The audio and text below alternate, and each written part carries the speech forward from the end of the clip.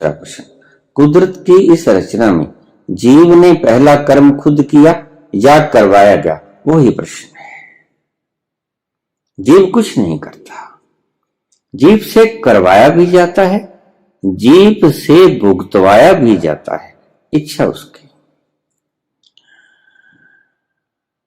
इच्छा उसकी और प्रकृति के नियमानुसार भुगताने की व्यवस्था उसकी।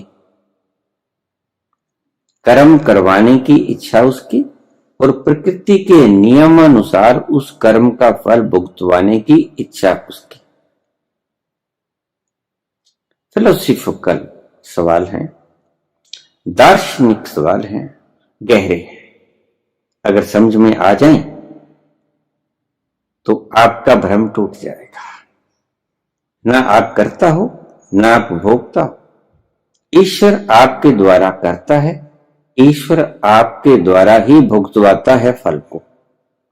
भुगतवाने के लिए उसने नियम बनाया है प्रकृति में। प्रकृति का वो नियम काम करता है, जब आप रिएक्शन करते हैं तो उसका रिएक्शन आ जाता है। रिएक्शन का रिएक्शन, एक्शन का रिएक्शन, कुछ भी समझ लो। आपके द्वारा ही किया गया, आपके द्वारा ही भोगा गया, आपके द्वारा किया गया, आपके द्वारा भोगा गया, पर करवाया उसने, भुगतवाया उसने। तो आप कहां गए? आप निकाल दिए गए बीच में से। आपका व्यर्थ का वहम, इल्यूजन है कि मैं करता हूं। ना आप करते हैं, ना आप भोगते हैं। करता ईश्वर है, भोगते आप वो हो जो कि ईश्वर आपसे करवाता है। उसके प्रकृति के अंदर जो सिद्धांता अनुसार जो उस कर्म का फल है वो आपको भुगतवाता है। तो आप कहोगे मेरा क्या कसूर? करवाया उसने, सिद्धांतानुसार भुगतवाया उसने, मैं बीच में क्यों रगड़ा गया? तुम हो ही कहां जो रगड़े जाओगे? सभी माल उसका, सभी संरचना उसकी। अपनी संरचना को उसने बनाया ही खेलने के लिए, अपना दिल परचाने के लिए उसने ये सृजना की है। और सृजना ही नहीं की है, सृजना करता ही जा रहा है लगातार। क्यों? क्योंकि वो सृजना करने की कैपेसिटी रखता है। दो प्रश्न आपके हो गए। तीसरा, जब हम किसी के लिए आत्मा की शांति के लिए प्रार्थना करते हैं, उससे कोई उस आत्मा को शांति मिलती है? जब हम किसी की आत्मा की शांति के लिए प्रार्थना करते हैं तो क्या उसकी आत्मा को शांति मिलती है? नहीं। बड़ा अजीब सवाल है। ये क्या जवाब दिया? क्योंकि तुम नियम के अधीन हो, नियम तुम्हारे अधीन नहीं है। प्रकृति के अधीन तुम हो, प्रकृति तुम्हारे अधीन नहीं है। तुम जब प्रार्थना करते हो, ध्यान से समझना इस बात को, इसके ऊपर बड़े बड़े विवाद इस बात के ऊपर खड़े हो जाते हैं।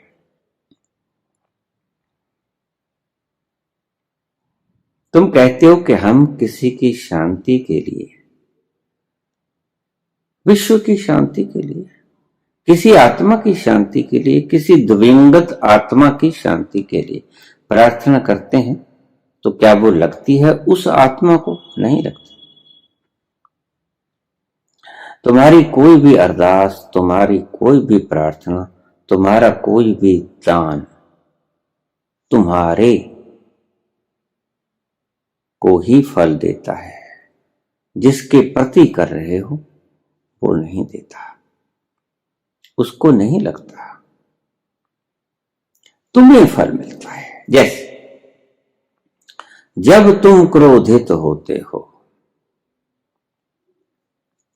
ध्यान से समझ लेना एकाग्र होकर, जब तुम क्रोधित होते हो, जर्रा जर्रा तुम्हारा कांपने लग गया।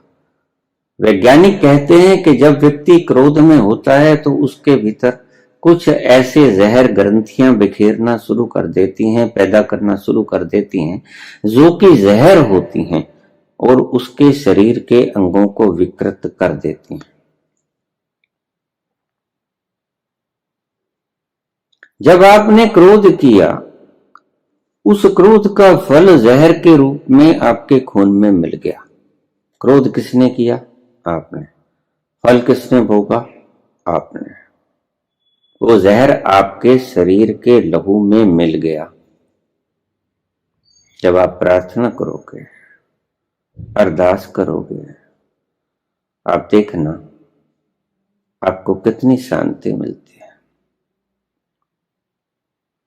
फल तुमने भोगा या उस आत्मा ने भोगा जिसके लिए आपने प्रार्थना की? आपने भोगा। क्रोध का फल भी आपने भोगा, प्रार्थना का फल भी आपने भोगा। आपके भीतर ठंड पड़ जाएगी जब आप किसी के लिए प्रार्थना करोगे, हे ईश सब सुखी हो।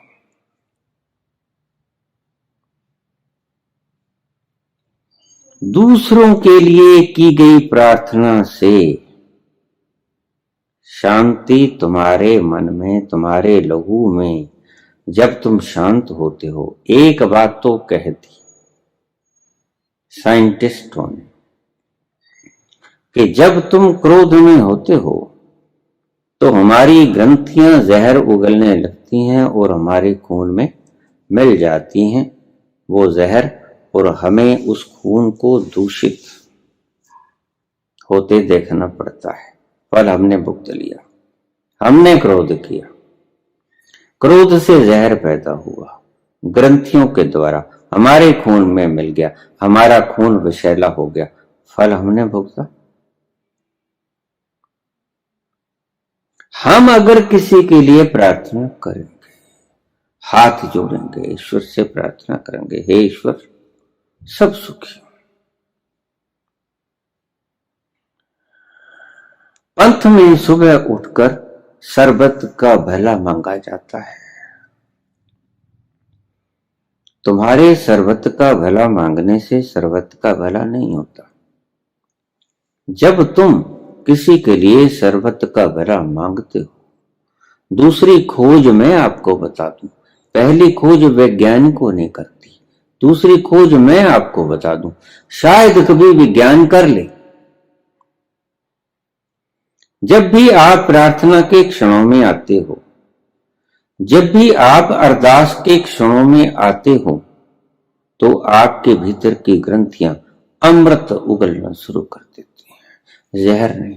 क्रोध के क्षणों में जहर पैदा करना शुरू कर देती हैं, और शांति के क्षणों में, दूसरों के लिए प्रार्थना करने के समय में, दूसरों के लिए अरदास करने के समय में तुम्हारे भीतर की ग्रंथियां अमृत पैदा करना शुरू कर देती हैं। वो अमृत तुम्हारे खून रग रग में फैलता है और तुम्हें घोर शांति मिलती है। फल किसे लगा? तुम्हें लगा। जब तुम किसी के लिए दान करते हो, तुम देखना, तुमने पंछियों को दाना बिखेरा, तुमने गौओं को चारा बिखेरा खुरलियों में, तुमने भूखे को खाना खिलाया, तुमने किसी वृद्ध व्यक्ति को जो गिर पड़ा था उठाया और उसको चलने लगाया, तुमने किसी अंधे व्यक्ति को सड़क पार कराई, तुमने किसी दर्द युक्त व्यक्ति को दवा दी जिससे वो दर्द से मुक्त हो गया, तुमने किसी बीमार व्यक्ति के लिए दवा की। ये जितने भी कर्म, सुकर्म, दान, पुण्य कहलाते हैं।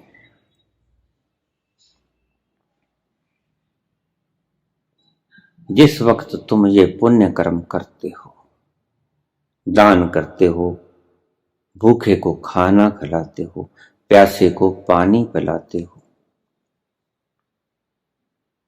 सर्दी लग रही है तुम उसे कंबल डाल देते हो अपना उड़ा के, पांव में जूता नहीं तुम अपने जूते वहां छोड़ आते हो, मोजे दे आते हो। उस घड़ी थोड़ा सा ठहर के देखना कि तुम्हें कितना सुकून मिलता है। फल किसे मिला? तुम्हें।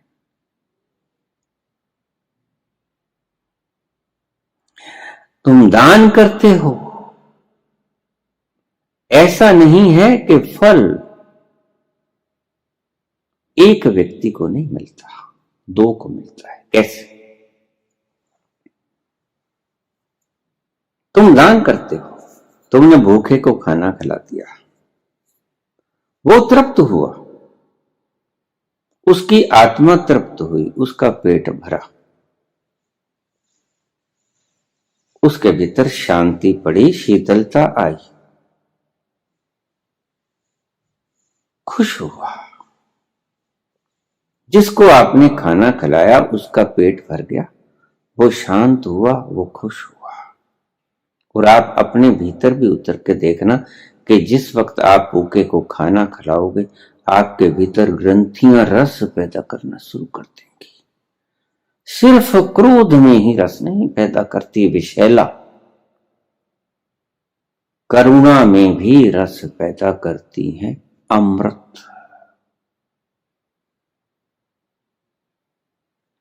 जब भी आप करुणा के कारण किसी का दुख देख के दुखित होते हो, तब तुम्हारे भीतर की ग्रंथियां अमृत का संचार करती हैं और तुम्हें शांत बना देती हैं।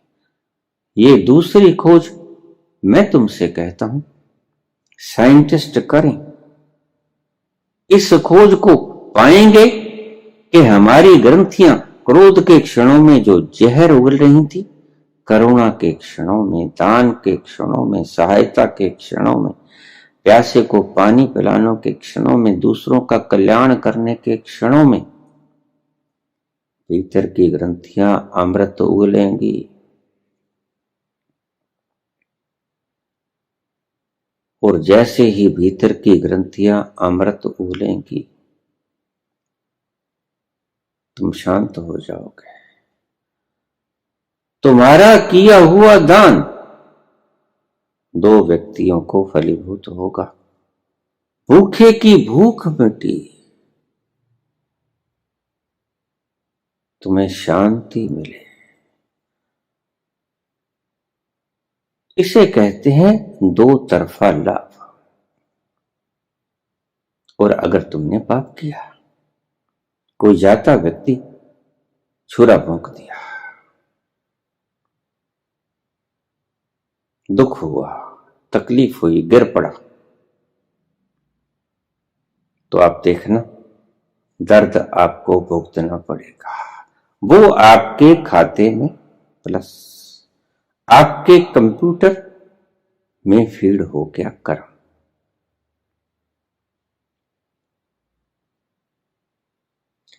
क्रोध के क्षणों में जहर उगला ग्रंथियों ने,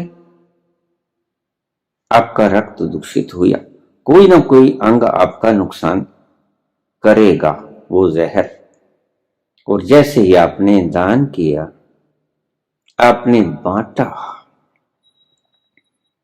आप भीतर देखना कि रसास्राव शुरू हो गया आनंद का। कहां से आया? दान करते वक्त थोड़ा सा अवेयर रहना, चेतन रहना, आप पाओगे कि ठंडक आ रही है भीतर। कहां से आ रही है? वो ग्रंथियां छोड़ रही हैं। क्रोध के क्षणों में गुस्सा आ रहा है, आंखें लाल हो जाएंगी, शरीर कंपना शुरू हो जाएगा, होंठ फड़कने शुरू हो जाएंगे, दांत पिसने शुरू हो जाएंगे। वो क्रोध के क्षणों में पैदा हुए जहर का परिणाम है।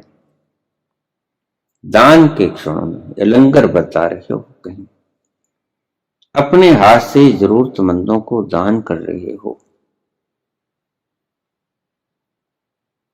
आपके भीतर की ग्रंथियां अमृत का शराब करना शुरू कर देंगी। ऐसे स्वादिष्ट सुंदर रसों को प्रवाहित करेंगी आपके रगों के भीतर, खून में, कि आपका सारा तन बदन ऐसा हो जाएगा जैसे गंगा में स्नान किया, शांत। जब आप किसी के लिए प्रार्थना करते हो, कोई तो बहाना हो जाता है, सुख तो आपको ही मिलता है।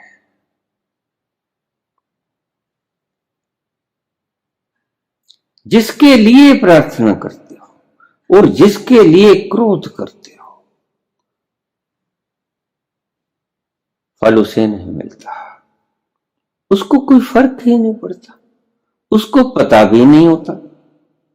आप उसको सोच सोच के, उसके कामों को सोच सोच के दुखित होते जाते हो। तुम्हारी ग्रंथियां भीतर से जहर बरसाना शुरू कर देती हैं, नुकसान तुम्हें पहुंचता है। उस व्यक्ति को तो पता भी नहीं होता। अगर क्रोध करोगे, तभी क्रोध, काम, लोभ, मोह, अहंकार, इन्हें ऊर्जा के विषाक्त तत्व कहे गए, इन्हें विकार कहा गया। काम, क्रोध, लोभ, मोह, अहंकार, इन्हें विकार कहा गया, क्योंकि इन सभी चीजों में हमारे ऋषियों ने देखा कि भीतर जो ग्रंथियां रस छोड़ रही हैं, इन कर्मों को करते हुए, वो हमारे खून को विकृत करती हैं, हमारे मस्तिष्क को विकृत करती हैं, जहर से भर देती हैं। इसलिए उनने इसको विकार कहा।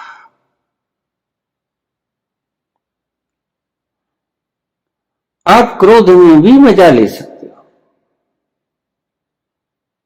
काम में भी मजा ले सकते हो, लोभ, मोह, अहंकार में भी मजा ले सकते हो, लेते ही हो। लेकिन संत कहते हैं कि ये विकार है। काम, क्रोध, मद, लोभ सब नाथ नरक के पंथ। ये नरक का द्वार है, ये रास्ते हैं नरक के। काम, क्रोध, मद, लोभ सब नाथ नरक के पंथ। सब पर हर रघुवीर ही, भजो भजे जय ही संत। सब कुछ त्याग के उसको याद करो जिसको संत याद करते हैं। ये विकार है। भला ही तुम क्षणिक आनंद मान लेते होगे, आनंद है नहीं। संत कहते हैं इनमें आनंद नहीं है। क्षणिक आनंद जिसे तुम कहते हो, वो भी तुम्हारी भ्रांति ही है। क्रोध के जरिए शक्ति को बाहर फेंक देना, काम के जरिए शक्ति को, ऊर्जा को बाहर फेंक देना, लोभ मोह के जरिए शक्ति को बाहर फेंक देना, भार कम हो जाता है शक्ति का और तुम अपने आप को रिलैक्स महसूस करते हो। इतना नुकसान खाके तो रिलैक्स होने का कोई अभिप्राय भी नहीं होता। इतना भारी नुकसान खाके रिलैक्स होने का कोई अर्थ भी नहीं रह जाता। हम अगर किसी के लिए प्रार्थना करते हैं किसी की आत्मा की शांति के लिए प्रार्थना करते हैं तो उसे कोई शांति मिलती है? नहीं मिलती। ये भावना है, समझना बात को। भावना से तुम्हें शांति मिलेगी, दान से दोनों को शांति मिलेगी। इस फर्क को समझ लेना।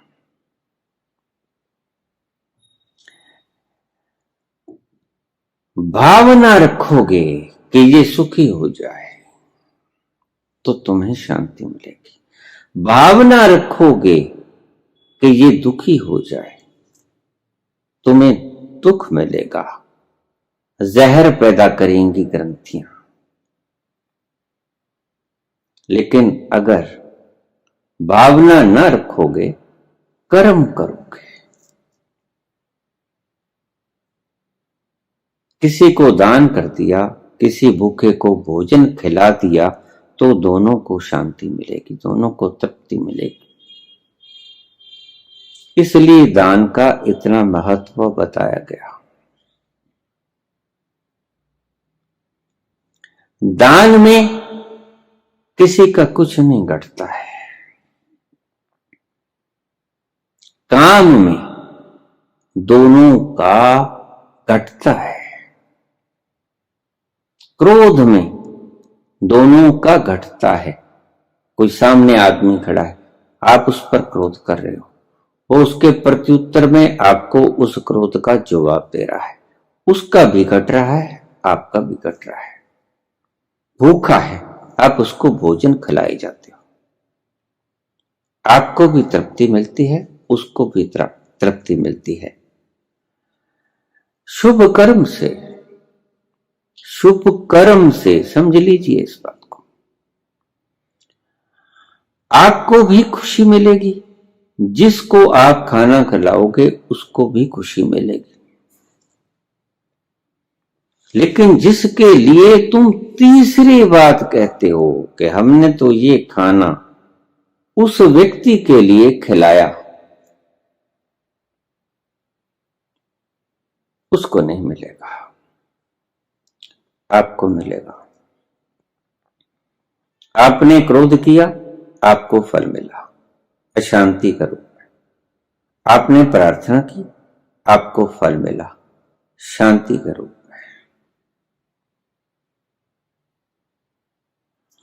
आपने खाना खिलाया, जिसे खिलाया उसका पेट भरा, जिसके लिए खिलाया उसका पेट नहीं भरा, उसके पास पेट है ही नहीं, भरेगा क्या?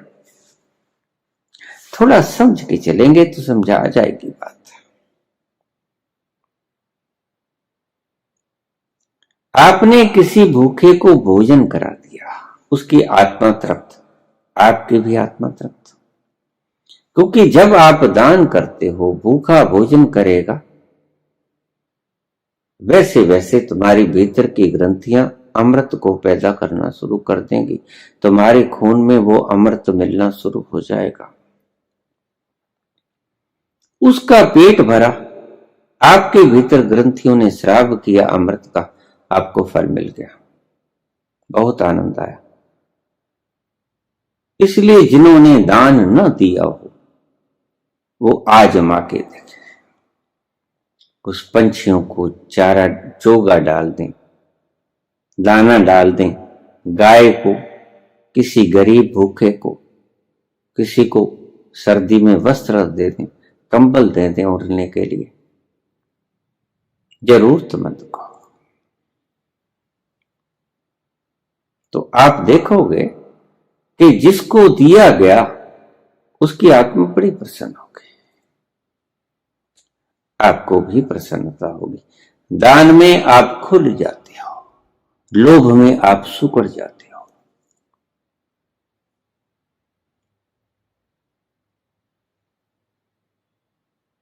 दान में आप खुल जाते हो, लोभ में आप सुकड़ जाते हो। अक्सर लोभी व्यक्ति को हार्ट अटैक बहुत जल्दी आ जाता है, स्टंट पड़ जाते हैं। क्यों? क्योंकि उसकी भीतर की वेसल्स उसकी लोभ की वृत्ति के कारण कॉन्ट्रैक्ट होनी शुरू हो जाती है। कॉन्ट्रैक्ट, और जब संकीर्ण हो जाएंगी वो नलियां, रक्त वाहकाएं, तो खून उस तेजी से गति ना कर पाएगा, उसको अटैक आ जाएगा। दानी पुरुष को उतना अटैक नहीं आता जितना लोभी को आता है। आप कहोगे कि आता तो दानी को भी है अटैक, बिल्कुल आता है, किसी और कारण से आता होगा, दान की वृत्ति के कारण नहीं आता। दान की वृत्ति से उसकी वेसल्स डायलेट होती हैं। कोई खाना गलत खाता होगा, कोई और चीज गलत लेता होगा, जिससे शरीर की वेसल्स, धमनियां खराब होती हैं, वो कोई और कारण होगा। दान से तो वेसल्स डायलेट होती हैं, लोभ से कॉन्ट्रैक्ट होती हैं।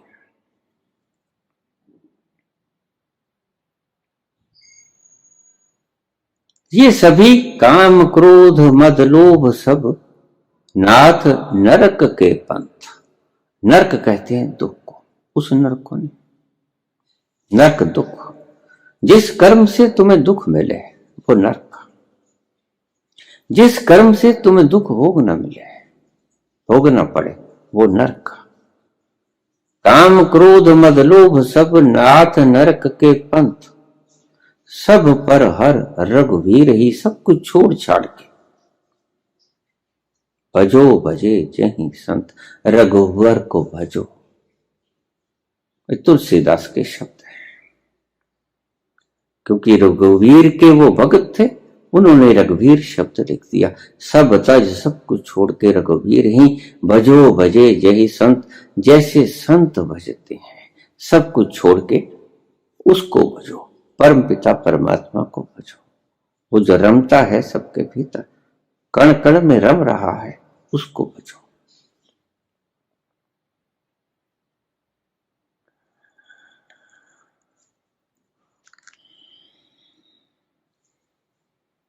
यही बात मैंने श्राद्ध के मामले में भी कहा था कि आप अपने ही किसी बिछड़े हुए को याद करके, श्रद्धा पूर्वक उसके द्वारा किए गए सुकर्मों को या आपके ऊपर एहसानों को याद करके श्रद्धा पूर्वक आप किसी को दान करते हैं,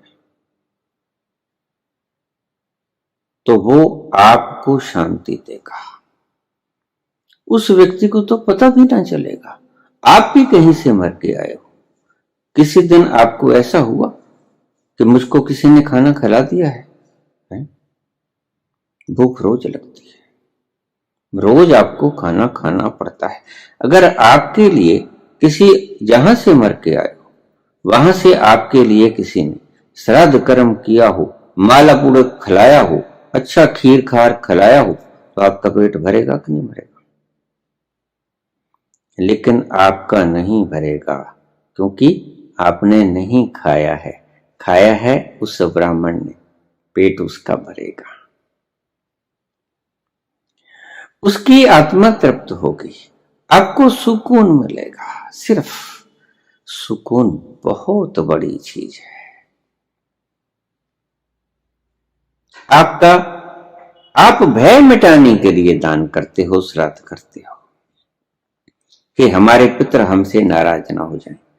1000 में से एक आध व्यक्ति को छोड़कर, ज्यादा परसेंटेज बता रहा हूं, 1000 में से एक व्यक्ति को छोड़कर बाकी 999 प्रकृति के बस, क्योंकि मूर्छित लोग जहां चाहता है, प्रकृति उन्हें अपने अपने गर्भों में विस्थापित कर देती है कि चलो, वैसा ही वो गर्भ टटोल लेती है और वैसे ही गर्भ में वो स्थापित कर देती है। इधर मरे उधर आप के लिए गर्भ तैयार है।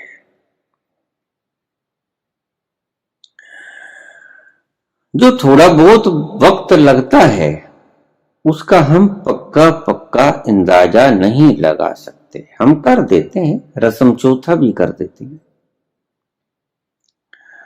रस्म चौथे के बाद 13 का भी कर देते हैं, 12 का भी कर देते हैं। ये हमारी व्यवस्थाएं हैं, कुदरत की व्यवस्थाएं नहीं। आप यहां चौथे दिन उनको विदा कर दो, हो सकता है वो चौथे दिन से पहले ही कहीं जन्म ले ले। ये भी हो सकता है कि आप उसको 13वें दिन विदा करें और वो अभी 10 दिन 20 दिन और लगा दे। प्रकृति, ये काम प्रकृति का है, ये आपका नहीं। उसको उसके कर्मानुसार अगला जन्म प्रदान करना काम प्रकृति का। आपकी देखरेख में आपके शरीर, मन, उसके सभी अंगों प्रत्यंगों की संरचना होती है। आपको गर्भ में प्रवेश करवाने की जिम्मेवारी प्रकृति की, जब तक आप बेहोश हो। जब आप 60% से ज्यादा की होश में आओगे, तब आप अपनी थोड़ी सी इच्छा व्यक्त कर सकोगे कि मुझे ऐसा गर्भ चाहिए इस जन्म में, क्योंकि पिछले जन्म में मैंने बड़ा दुख भोगा। उसी तरह का आप माहौल ले लोगे। ऐसा घर होना चाहिए, परिवार में इतने सदस्य, माँ बाप का व्यवहार ऐसा होना चाहिए। एक कहानी आती है हमारे शास्त्रों में कि बलराम और कृष्ण,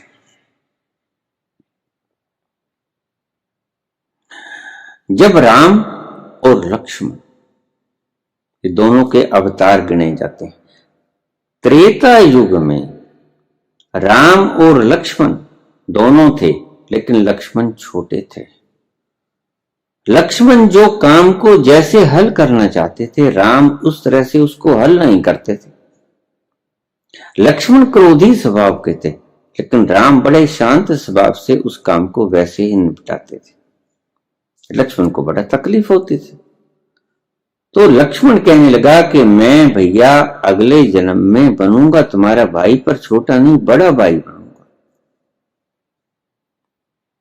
जागृत आत्मा ऐसे फैसले लेती है। बनूंगा तुम्हारा भाई, लेकिन छोटा भाई बनकर बड़ी तकलीफ उठानी पड़ी। मेरे अनुसार अब चले ही नहीं। वो मसला जो 14 साल के वनवास में भी हल ना हुआ, मैं 1 घंटे में हल कर देता। मेरी बात आपने मानी ही नहीं। लेकिन राम उसकी बात नहीं मानते थे।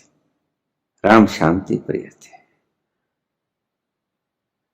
तो अगले जन्म में मैं बड़ा भाई बनूं, आप छोटे बने। ऐसा ही हुआ। कृष्ण छोटे थे, बलराम बड़े थे। लेकिन किया तो वही जो कृष्ण ने चाहा, हुआ तो वही। हालांकि बहुत सी बातों के अंदर बलराम में अड़ंगा फंसाया, लेकिन कृष्ण ने वो काम नहीं होने दिया। कृष्ण जो चाहते थे वो ही किया। चाहे बलराम बड़े ही थे, लेकिन कृष्ण ने वो होने नहीं दिया जो बलराम चाहते थे। सो इसलिए मैं कहता हूं कि मृत व्यक्ति के लिए जो आप दान करते हैं, बिल्कुल करो। आपके मन में गए हुए व्यक्ति के प्रति श्रद्धा है, करुणा का भाव है, वात्सल्य है या श्रद्धा है, अवश्य करो। लेकिन मन में ये भाव मत रखो कि उसको मिल गया। नहीं, उसको नहीं मिलेगा। आपको शांति पड़ेगी, आपको चैन पड़ेगा। बहुत से लोग तो भय के कारण ये करते हैं, क्योंकि ब्राह्मणों ने डराया कि पितरी नाराज हो जाएंगे। डरा की आपके भीतर तहें जमा दी। हजारों वर्षों से आप ये सुन रहे हो कि आज फलां का श्राद्ध, आज फलां का श्राद्ध, अब फलां का श्राद्ध। बिल्कुल करो। मृत व्यक्ति के प्रति श्रद्धा रखना कहीं भी कुछ गलत नहीं। मृत व्यक्ति को याद करके कुछ दान दे देना, किसी भूखे को खिला देना, कुछ भी कहीं गलत नहीं है। गलत है अगर ना दे पाओ आप उसके प्रति कोई दान या कोई वस्तु तो डरना। कुछ व्यक्ति ऐसे होते हैं जो दान देने में समर्थ नहीं होते। एक शब्द है कि दान वित्त समान, जितनी तुम्हारे में श्रद्धा है, जितनी तुम्हारे में गुंजाइश है। नहीं होते लेकिन डरते, नहीं किया तो पितृ नाराज हो जाएंगे। मैं इसी भय को समाप्त करना चाहता हूं, श्रद्धा को समाप्त नहीं करना चाहता। श्रद्धा को समाप्त करने की मेरा कोई आशय नहीं है। आपकी श्रद्धा है, होनी भी चाहिए। आपसे बड़े बुजुर्ग हैं, दादा हैं, बच्चा है, कोई समय से पूर्व चला गया, आपके मन में उसके प्रति श्रद्धा है कि हम उसको खिलाएं। आप ब्राह्मण को उसका प्रतिरूप मान के खिला सकते हो, भोजन, वस्त्र, बूट, चप्पल, जुराब दे सकते हो। लेकिन अगर आप ना कर सको तो डरना नहीं है, क्योंकि ये उसको जाता ही नहीं है और उसको ना जानने के कारण वो नाराज नहीं होता है। उसकी नाराजगी से, उसकी कुपितता से डरना मत। दान चाहे दुगुना कर देना, लेकिन जो सत्य है उसको जान लेना कि मैं उसको याद करके ये दान कर रहा हूं। उसे लगेगा इसलिए नहीं, पेट भरेगा ब्राह्मण का या जिसको खिलाओगे, उसका नहीं जिसके प्रति आपने वो दान किया। किसी व्यक्ति के प्रति आप अरदास करते हो, वो अरदास उसको नहीं लगती, आपको लगती है। जैसे क्रोध की भावना करने से आपके मन के भीतर ग्रंथियां जहर फेंकना शुरू कर देती हैं, वैसे ही अरदास की भावना से कि उसका भला हो, उसका कल्याण हो, इसकी भावना से आपके भीतर की ग्रंथियां अमृत को पैदा करना शुरू कर देती हैं और आपका मन, मस्तिष्क, शरीर शांत हो जाता है। आपकी भावना के वश में जो आप काम करोगे, अरदास करोगे, चाहे दान करोगे, उससे आप फलीभूत होगे। जिसके निमित्त आप प्रार्थना कर रहे हो उसको कोई फर्क पड़ने को नहीं। मैंने आपको उदाहरण देकर सारी बात को समझा दिया है। किसी के निमित्त आप दुआ करके, फरियाद करके सिर्फ इतनी ही बात कहते हो कि आपको उसके प्रति श्रद्धा है। जान तुम पर निसार करता हूं, जान तुम पर निसार करता हूं, मैं नहीं जानता दुआ क्या है। जान तुम पर निसार करता हूं, मैं नहीं जानता दुआ क्या है। धन्यवाद।